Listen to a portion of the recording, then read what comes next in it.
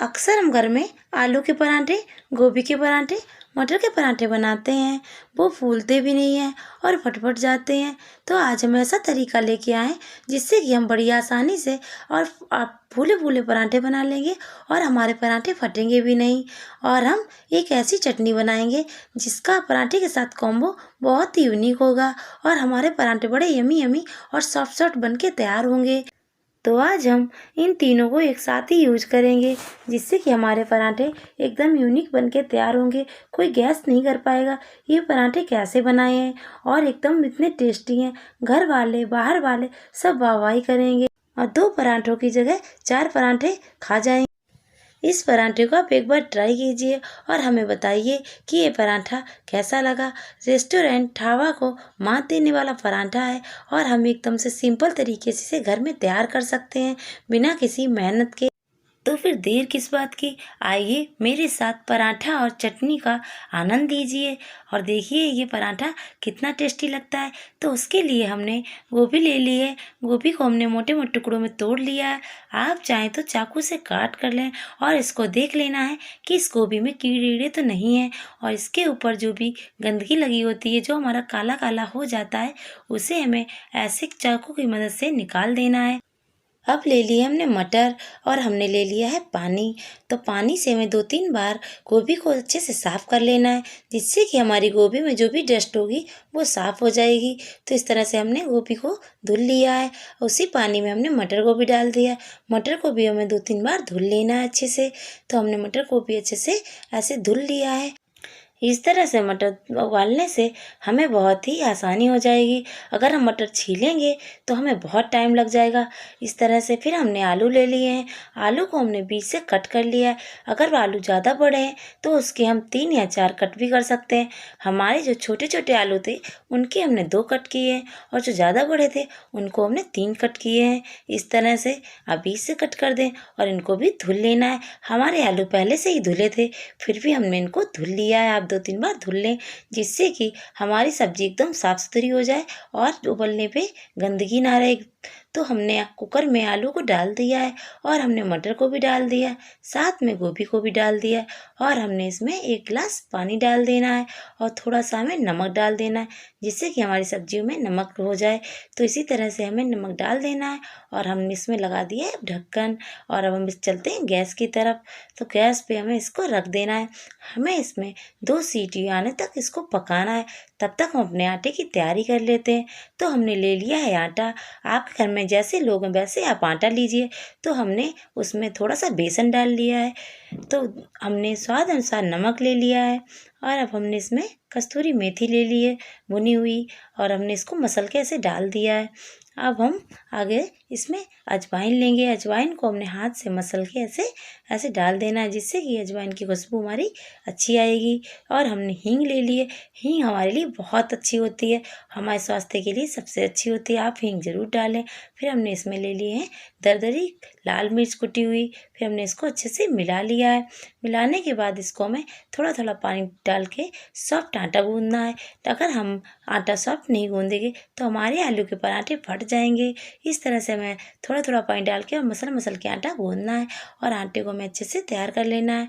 और इसमें हमने तेल का यूज़ नहीं किया है क्योंकि तेल का यूज हम करते तो पराठे हमारे क्रिस्पी बन जाते, जो कि हमें पराठे क्रिस्पी नहीं चाहिए, हमें सॉफ्ट चाहिए।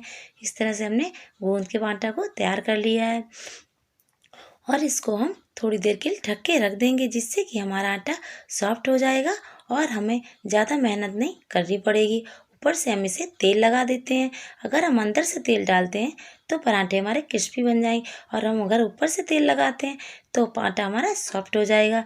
जब तक हमने आटा गूंद के तैयार किया तब तक हमारी सब्जियां उबल गई। हमारे कुकर में 2 सीटियां लग चुकी हैं और हम फिर आगे प्रोसेस करते हैं। हमने अदरक को कद्दूकस कर लिया है और हमने खूब सारा लहसुन ले लिया। लहसुन को हमें बारीक कट कर लेना है और तब तक हमारे कुकर की सीटी अपने आप से निकल जाएगी, हमें उसको निकालना नहीं है। और अपने आप से निकलने के बाद तभी हमें उसको खोलना है। और हमने लहसुन कट कर लिया है बारीक सा, और हमें 3-4 हरी मिर्ची भी कट कर लेना है। आप अगर तीखी खाते हैं तो आप ज़्यादा ले सकते हैं, हमें तीखा ही पसंद है तो हमने ज़्यादा सी ली है। और हमने उसको धनिया को भी काट लिया है। तब तक हमारी कुकर की सीटी निकल रही है, उसको भी अभी हम देखेंगे। धनिया हमने कट कर लिया है, सब्जियां तो हमारी छील काट के तैयार कर ली हैं। अब हमने देखते हैं हमने कुकर खोल के कि अब हमारे सब्जियों का क्या हाल है। देखिए हमारी सब्जियां सारी गल गई हैं। देखिए हमारी मटर एकदम सॉफ्ट हो गई, और इस तरह से मटर छीलने में कितनी आसानी होगी। और आलू को भी हम छील देते हैं।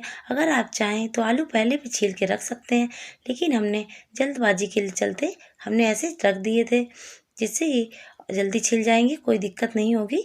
और मटर को देखो हमने ऐसे पकड़ा, ऐसे निकाल देना है, बहुत आसानी से मटर हमारे छिल जाएंगे। और हमारी गोभी भी एकदम से पक के तैयार हो गई है। और हमने इस मैसर की उस वजह से हमने अच्छे से मैश कर लिया है इसको। और अब हमने कढ़ाई में तेल लिया है। तेल में हमें 1 चम्मच सौंफ, 1 चम्मच धनिया साबित डाल देना है, और इसको अच्छे से भून लेना है। फिर हमें 1 चम्मच राई डाल देनी है। हमारे पास पीली राई है, आपके पास काली हो तो काली डाल दें। और हमने इसमें 2-3 लाल मिर्ची डाल दी है साबित, आप डाल दें अगर जैसा तीखा खाते हो।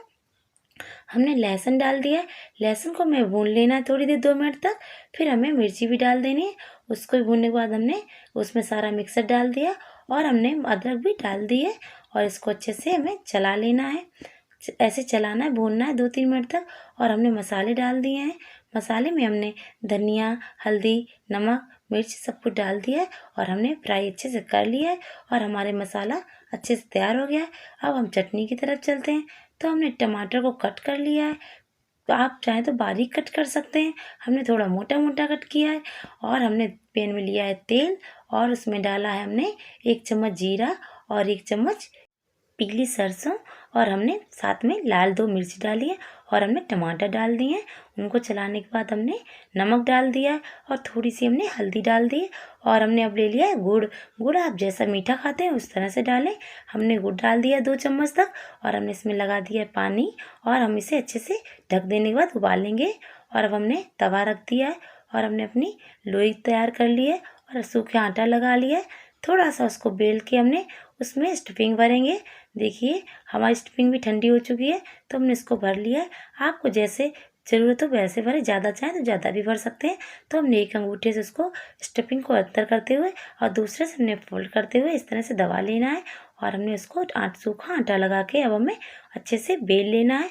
इस तरह से हमें किनारी से बेलना है, जिससे कि हमारे पराठे फटे नहीं। और इस तरह से हमें बेल के पूरा पराठा तैयार कर लेना है। और हमने अब दूसरा पराठा भी भून लिया है, और हमने तब तक दूसरी तरफ गैस पे चटनी बनने रख दी थी, और हमने इसको अच्छे से मैश कर दिया है। टमाटर हमारे मैश हो जाएंगे तब तक हमने पराठा पलट दिया है। और पराठा पलटने के बाद हमने उसमें तेल लगा दिया है, और तेल हमने इधर भी लगा लिया है। गैस हमारी मीडियम हाई है। एक तरफ हमारा पराठा सेक के तैयार हो गया है, और हम इसी तरह से दूसरी तरफ भी सेक लेते हैं। इस तरह से आप भी दबा दबा के पराठे को सेक लें। और देखने में ये बहुत ही अच्छे हैं, और खाने में तो एकदम सच में बहुत यम्मी। सबने बहुत तारीफ़ की थी कि ये सबसे बेस्ट पराठा है। आलू, गोभी, मटर, मेथी, मूली सबके पराठे फेल हैं, जितना ये अच्छा पराठा है। तो इसी तरह से हमने पराठे को सेक के तैयार कर लिया है, और साथ में हम अपनी चटनी भी बनाते जा रहे हैं। अगर आप चाहें तो चाय के साथ भी ले सकते हैं, चाय के साथ भी बहुत ही अच्छा पराठा लगता है। इस तरह से हमने अपना पराठा ले लिया। अब हम और तैयार करते हैं पराठे। अब हम दूसरा भी पराठा बेल के तैयार कर लेंगे। इसी तरह से हमने दूसरा भी सेक लिया है, और हमने एक एक करके ऐसे सारे पराठे हमें सेक लेने। देखिए हमारे पराठे फूल भी अच्छे से रहे हैं। इसी तरह से आपके भी पराठे अच्छे से फूलेंगे। इस तरह से आप एक बार ज़रूर ट्राई कीजिए। अगर आपको पराठे की रेसिपी अच्छी लगे तो एक बार आप कमेंट में मुझे ज़रूर बताइएगा कि ये पराठे आपको कैसे लगे, आपके घर में सबका रिएक्शन कैसा रहा। अगर आपको हमारी रेसिपी पसंद आती हैं तो हमारे चैनल को सब्सक्राइब कीजिए, लाइक कीजिए, कमेंट कीजिए, और आपके कमेंट को पढ़ के मैं बहुत ही मोटिवेट होती हूँ। और आप इस वीडियो को किस शहर से देख रहे हैं ये भी आप हमें कमेंट करके बताइए। और देखिए हमने पराठे बेल के तैयार कर लिए हैं। आप इसी तरह से साइड से पराठा बेल के तैयार करें, और इस तरह से पराठा बहुत ही अच्छा बन के तैयार होता है, फूटता नहीं है बिल्कुल भी। और हम रात के बज गए 3:30, उस समय हम ये वॉइस ओवर कर रहे हैं। इसलिए हम आप बहुत मेहनत करते हैं, एक लाइक तो बनता है। आप एक लाइक कर दीजिए और आप हमें सपोर्ट कीजिए। हम आपके लिए नई नई रेसिपी लाते रहेंगे इसी तरह से। और अब हमारा पराठा एक तरफ सिक चुका है तो हम इसको पलट देते हैं और अब हम दूसरी तरफ भी सेक लेते हैं इसी तरह से। और आप वीडियो पूरी देखना, आप बीच में छोड़ के नहीं जाना, क्योंकि हमारे खाने में कहीं बीच भूल हो जाएगी तो हमारा पूरा खाना बर्बाद हो जाता है। इसीलिए आप वीडियो पूरी देखें और अच्छे से समझें और क्या क्या क्या इसमें पड़ा है सही से डालें। इस तरह से बनाएंगे तो आपके पराठे सच में बहुत ही टेस्टी बन के तैयार होंगे। देखिए हमने पलट दिया, फिर से दूसरी तरफ तेल लगा लिया है और इस तरह से हमने पराठा को सेक के तैयार कर लिया है। देखिए हमारा पराठा अच्छे से सिक के तैयार हो गया है और आप देखिए इस तरह से फूल भी गया है और सारे पराठे हमारे फूल गए अच्छे से। इस तरह से आप दबा दबा के सेक लीजिएगा इसी तरह से और फिर से पलट देना है, फिर उधर भी सेक लेना है अच्छे से और गैस को हमें मीडियम हाई रखना है इसी तरह से। इस तरह से हम सेक रहे हैं, आप भी सेकते जाइए। क्या आपने कभी आलू गोभी मटर का पराठे एक साथ यूज किए हैं? नहीं ना? तो आज ट्राई कर लीजिए, आलू गोभी मटर के एक साथ ट्राई कीजिए पराठे और एकदम से यूनिक टेस्ट पाइए जो कि आप हमेशा याद रखेंगे और इसको बार बार बनाएंगे। ये पराठे आपके घर में हमेशा बनने वाले हैं। इस पराठे को आप एक बार ज़रूर ट्राई कीजिएगा, इसका मज़ा दुगना तिगुना हो जाता है। और जो इस पराठे के साथ मैंने चटनी बनाई थी वो तो वाओ बहुत यमी यमी। आप एक बार ट्राई करेंगे तो आप बार बार बनाएंगे। ये तो मैं बार बार बोल रही हूँ पर हकीकत में आप बनाएंगे। पराठे अच्छे बने उसके लिए हमारा आटा सॉफ्ट होना चाहिए, जिससे कि हमारे पराठे फटे नहीं बिल्कुल भी। और इस तरह से हमें धीरे धीरे साइड से प्रेस करते हुए बेलना भी चाहिए और हमारा बेलने का तरीका अच्छा होना चाहिए, तभी हमारे पराठे फटेंगे नहीं और हमारे पराठे फूल भी जाएंगे इस तरह से।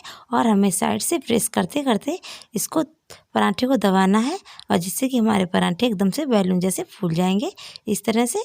इस तरह से आप पूरा दबाएं चारों तरफ से, इस तरह से हमारे पराठे फूल जाएंगे। और पराठे को पलट देना है और ऐसे साइड से प्रेस करते जाना है। देखिए इस तरह से हमारे पराठे को अच्छे से सेक लेना है। गैस को हमें याद रखना है कि ज़्यादा हाई नहीं होनी चाहिए, नहीं तो पराठे हमारे जल जाएंगे और अंदर से अच्छे से सीखेंगे नहीं। तो इस तरह से हमें दबाते रहना है। देखिए इस तरह से हमारा पराठा फूल गया है और बताया था मैंने इसलिए कि आटे को सॉफ्ट ही रखना है तभी हमारे पराठे फूलेंगे। और जब हमने उसको मैश किया था मिक्सर को तो वो भी हमें अच्छे से मैश करना है और इसी तरह से प्रेस करते करते कर देना चाहिए। और हमारी चटनी भी एक तरफ से अच्छे से पक रही है। अगर आप चाहें तो उसको थोड़ा गीला रखें और चाहें तो सूखा, लेकिन हमें पराठों के साथ थोड़ी सी रस वाली ही चटनी चाहिए, जिससे कि हमने उसमें थोड़ा सा पानी डाल दिया था। आप चाहें तो उसमें पानी ना भी डालें तो भी वो बहुत ही टेस्टी लगती है। आप उस चटनी को और इस पराठे के साथ एक बार ज़रूर ट्राई करें। आशा है कि आपको ये पराठे बहुत पसंद आएंगे और आपके लंच बच्चों के लिए लंच के लिए बहुत ही बेस्ट है, या आप दोपहर के खाने के लिए आप किसी समय से बना के खा सकते हैं। और ये चटनी के साथ इसका कॉम्बो बहुत ही टेस्टी है। और देखिए मेरे पराठे बनके तैयार हैं और चटनी का कलर भी कितना अच्छा है। और जो मैंने इसमें मिर्ची डाली है वो इसकी मिर्ची भी बहुत ही अच्छी हो गई है और इसको हम भाई खा लेते हैं। आप भी बना के खा लीजिए। देखिए पानी आ रहा होगा मुँह में, हमारे तो पानी आ रहा है और हमारे साथ में बच्चे भी खा रहे हैं।